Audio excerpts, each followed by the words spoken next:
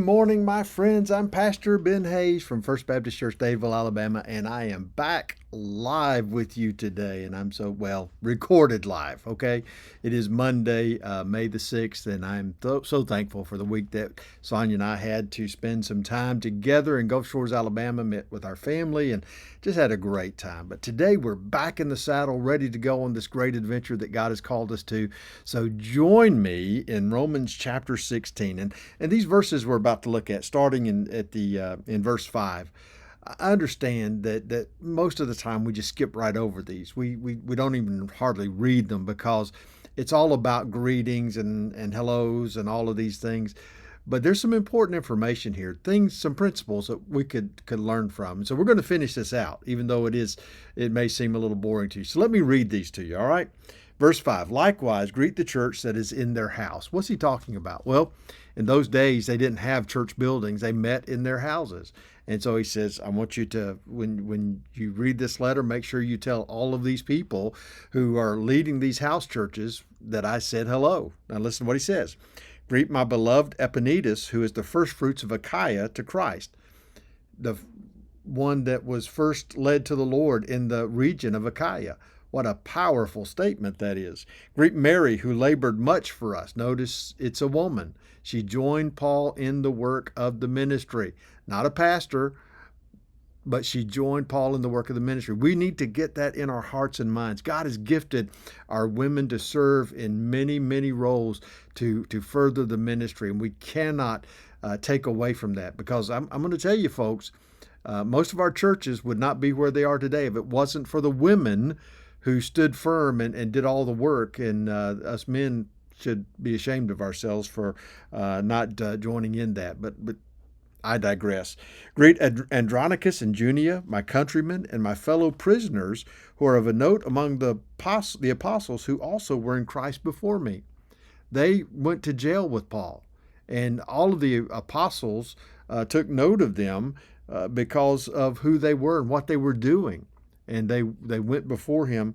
They were believers before Paul was. Powerful statement. Greet Amplius, my beloved in the Lord. Greet Urbanus. Got to change page. Greet Urbanus, our fellow worker in Christ, and Stachys, my beloved. Greet Apelles, approved in Christ. Greet those who are of the household of Aristobulus. Greet Herodian, my countryman. Greet those who are of the household of Narcissus, who are in the Lord. Greet Tryphena and Tryphosa, who have labored in the Lord. Greet the beloved Persis, who labored much in the Lord. Greet Rufus, chosen in the Lord, and his mother and mine. Greet Asyncritus, Phlegon, Hermas, Petrobus, Hermes, and the brethren who are with them. Greet Philologus and Julia, Nereus, and his sister, and Olympus, and all the saints who are with them. First principle I want you to see. If you read these words as if you understand them and know what they sound like, then everybody will believe you. Well, just a little joke there. But understand what Paul's doing. He's talking about those who have worked so hard in the Roman province to keep the gospel alive, to spread the word among those who were believers, and to reach the lost who were there. He didn't do this alone. And understand, we're not alone. We are together in the work of the ministry. All of us have a place to serve, and all of us need to take our spiritual gifts seriously so that we can make sure the church does the ministry that God has called us to, that we are serving the Lord in the way that He has called us, and we are reaching people with the hope of the gospel. And this is so very important. All of these names, I can think of people in my past ministry who fit the bill here. I can think of a man by the name of Richard, a man by the name of Charles.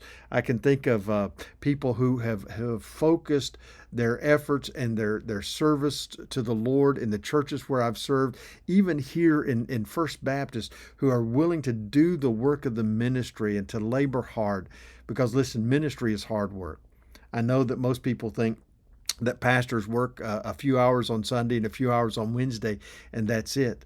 But listen, we put in much more than that in the work that we do as pastors, and the laymen who do it out of their hearts filled with love, who serve the Lord because they love Him and they want to see a lost and hurting world brought to the saving knowledge of Jesus Christ. That's why we do what we do. It's not for recognition. It's not for praise. It's not so that the world can look at us and say, man, what a great church that is. It is because we love Jesus and we want the rest of the world to love Jesus as well. So think about that. Would your name be listed in one of these lists that Paul has given us here? If I were to write a letter to the church wherever, would your name be on that list? Think about that. Or if your pastor would write a list.